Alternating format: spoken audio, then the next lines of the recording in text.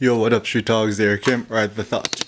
Why I personally have zero interest in home ownership.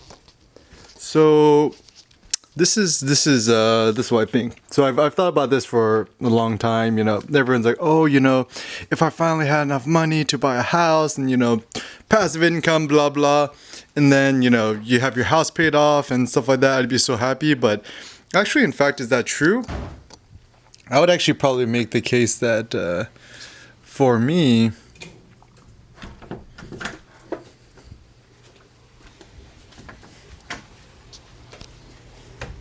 For me, actually, a life of home ownership is actually kind of a less desirable life because, if you own a home, there are so many other things you have to worry about that I personally don't care for, and along with it comes a lot of superfluous stresses. So, for example, you own a home, you have to maintain the thing. And it doesn't matter how rich you are. Let's say you're getting contractors, whatever. There's always going to be so much stress dealing with the BS of other people's. Contractors are always late. They tend to kind of overcharge you. No matter how rich you are, no one likes to feel like they're kind of getting ripped off. So that's kind of stressful. Not only that, but it seems that with home ownership, you own a home, and what do you do to it? You have to keep adding to it, modifying and stuff like that, which is fine and all. It's a very creative pursuit.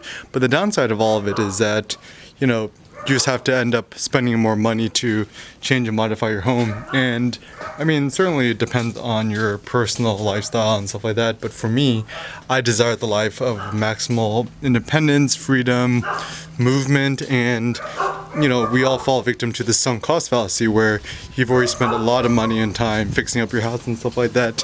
Then what that means is you're more reticent to leaving because you've already dumped in so much money into your home and you don't want to kind of give that up.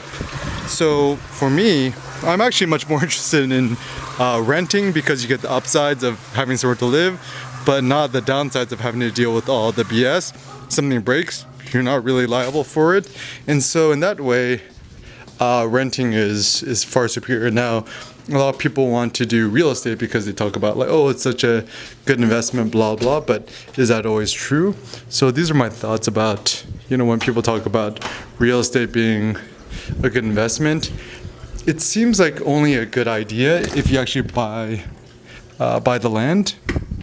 Kanzung. Oh. Yeah. It seems that real estate as an investment is only a good idea if you actually own the land. So that means condominiums are not a good investment. Mobile homes, RVs, not a good investment. Townhomes, which tend to be condominiums as well. If you don't own the land in which your house is built on, the house itself, as a physical structure, is actually, it doesn't really matter.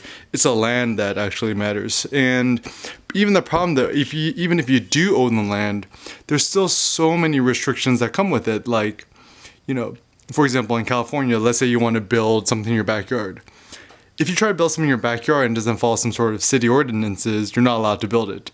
And also in a lot of cities, you're not allowed to exactly change your house to whatever color you want it to be because, people in the neighborhood will say that it kind of makes the whole place ugly. And so even with home ownership, there's not much freedom that comes with it. I mean, it does seem, certainly you own land. It's a good storehouse for value. So I see it less as an investment, but perhaps you buy real estate or land, right? It's a good storehouse of value because let's say the US dollar goes defunct or whatever, and fiat currency, is no longer valued, but still the land itself will be valued. I mean, gold will still probably be valued and stuff like that. And so buying real estate might be a good way to just hedge your bets against catastrophe, perhaps.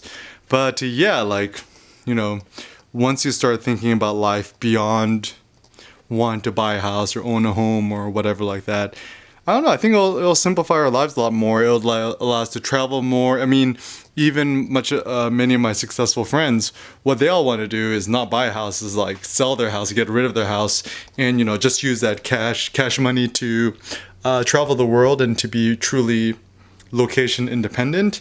It seems like the much more desired thing right now. And yeah, so just think about that. I mean, I've been doing a lot of research into condominiums and notions of shared ownership.